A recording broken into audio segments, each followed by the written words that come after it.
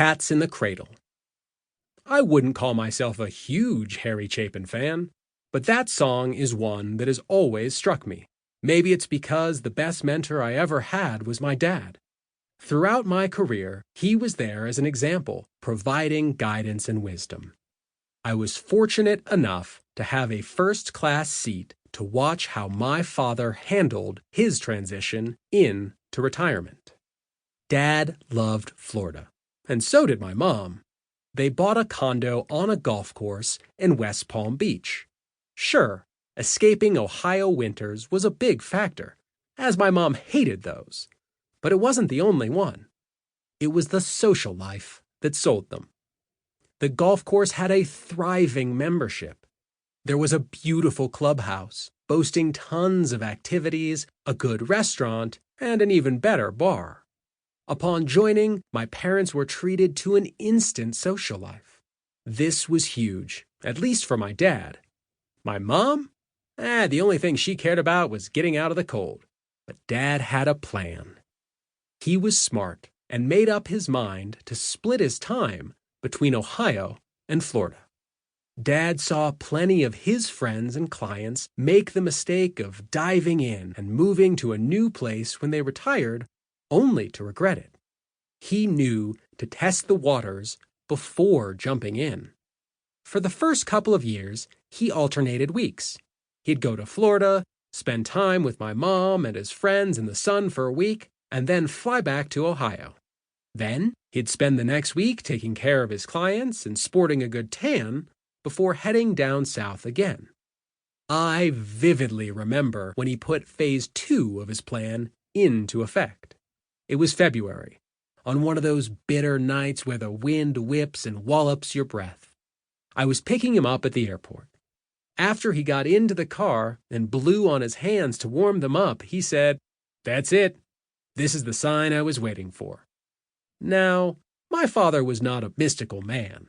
To hear him mention something about a message from the universe had me puzzled, to say the least. "What do you mean, Dad?" I asked. "I've been thinking about changing my routine. I knew it was something I wanted to do eventually. Now I'm going to start spending 2 weeks in Florida and coming back here for 1. "Oh, okay," I said. "But what was the sign?" He smiled and pointed at the temperature gauge. It was 7 degrees. Phase 2 lasted 2 more years. This 2-week, 1-week split served him well. But toward the end of the second year, I could see the writing on the wall. One day, he popped into my office. "Gary," he said, "I'm ready. I'm going to make the switch. I'm going to start spending the entire winter in West Palm." "I think that's a great choice, Dad," I said. "What took you so long?" At this point, he reached into his sport coat and pulled out his calendar book. It was the same one I'd seen him use and replace for 30 years. He handed it to me. I remember flipping through and being amazed. Every day of every week for the next 4 months was chock full of activities. Golf, bridge, dinners, lunches, parties, every day was scheduled. I handed the book back. "This is why I didn't want to move to Florida immediately," he said. "I needed to make sure there would be enough things to do down there. I know too many people who have made a move like this, got there, and then were bored to death. Their life revolved around drinking and hitting the early bird specials, and I didn't want that to be me." It was ironic that Dad's calendar, something he always pointed to as one of the keys to his success at work, was now a key to creating his successful retirement. Insights. My dad shared 2 very crucial secrets with me about retirement.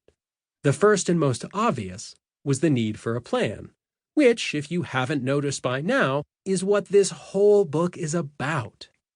The second, more subtle secret is to use some of the same tactics and strategies you applied to become successful at work to be successful at retirement.